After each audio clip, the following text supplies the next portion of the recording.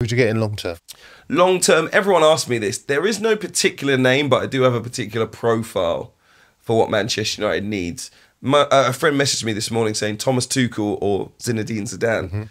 And I was like, those two are kind of the worst type of managers that I would want to see go to Manchester United right now. That would be like giving Lewis Hamilton a larder and asking him to beat Max Verstappen in the next Formula One race. It's pointless. Doesn't matter what talent you put in the driving seat, he ain't got a car to do it. So at this point in time, Thomas Tuchel and Zinedine Zidane would be highly unhappy to be in that job at Man United because we can't give them what they need to win. So what's the point? That's the reality. Okay. So what I would want to see is a manager who is at the start of a 4 to 5 year journey to becoming a top coach. Someone that we've seen has a clear philosophy, a clear attacking style, who is not perfect, who needs to grow and evolve as a manager. So we've seen, for example, Ruben Amorim, you know, at Sporting Lisbon, very highly regarded, very much at the start of a journey. He's achieved some things, he wants to move to the next level. So who'd you give to? Roberto De Zerbi, the same. Xabi Alonso, I know he's not going to come to Manchester United, but he fits into that category of manager that I'm talking about. Just so you understand that I'm looking for a profile. Even Graham Potter, I would not be unhappy going to Manchester United, even though he had a tough time at Chelsea. It was clear before that point that he would have fit, if we were talking, before he went to Chelsea, into that profile of manager. And I don't think one bad job makes you a bad coach, particularly as it was craziness happening at Chelsea while he was there. So it's more about giving the club stability, and the major thing for me is getting players out and players in. That has to be the key, regardless of manager. And the profile of player is key. Sorry, just to finish off, the profile of player is also key. So we're talking 25 to 40 million pounds max, and we're talking younger, 21, 22, 23. I said on the pod last week, and I kind of asked you, even though you weren't here, that whether you as a United fan would be prepared for the next 18 months, 2 years, even 2 seasons, to finish 5th and 6th, but the playing squad was better, the playing style was better, and you were seeing shoots of improvement. Is it acceptable to, whilst that process is going on, you may not be competitive, but the football to watch is better and the calibre of player is better?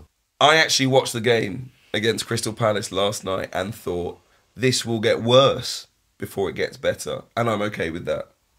I'm okay with going 3 or 4 steps back to go 3 or 4 steps forward, to be perfectly honest. So if Man United are 10th, 12th in years to come, that's okay.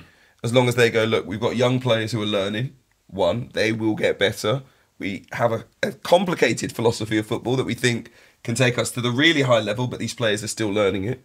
You know, I interviewed Roberto De Zerbi after the Man City game, and he said, it was a chastening defeat, obviously, but he said, what I'm doing there is building for the future of this football club. We've got players who are 18, 19, 20, 21, taking on the best team or one of the best teams in Europe.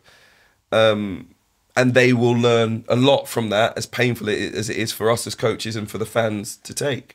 If we have many more nights like that, I'm okay, as long as we are building towards something. So yeah, we can get worse. That's okay. But I think it has to be a holistic plan, and it has to be a long-term plan. Darren, what would you do? I would bring in Thomas Tuchel, and I would create a culture of winning again, which is what Manchester United need. If he comes in, he attracts good players. He's got a terrific record. He hasn't done well with Bayern, but well, I say he hasn't done well. They're in the last 4 of the Champions League with every chance of getting to the final. He last won it 3 years ago, so it's not as if you're looking at someone who's a busted flush, but I think that the authority in the managerial position has gone from Manchester United.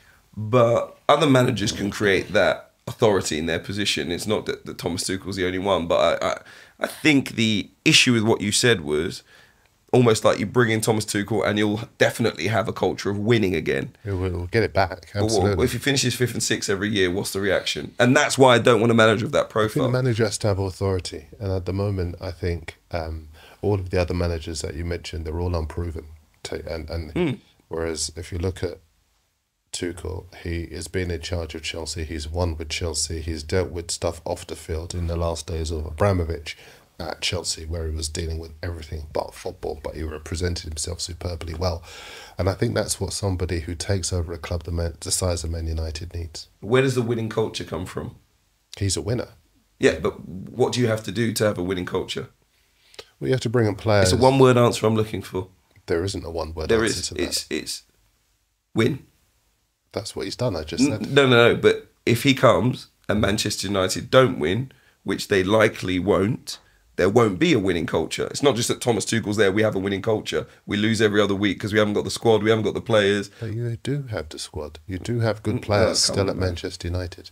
You do still Yeah, have. There are I'm underachieving players. There are players who are past it, and those players will have to be replaced.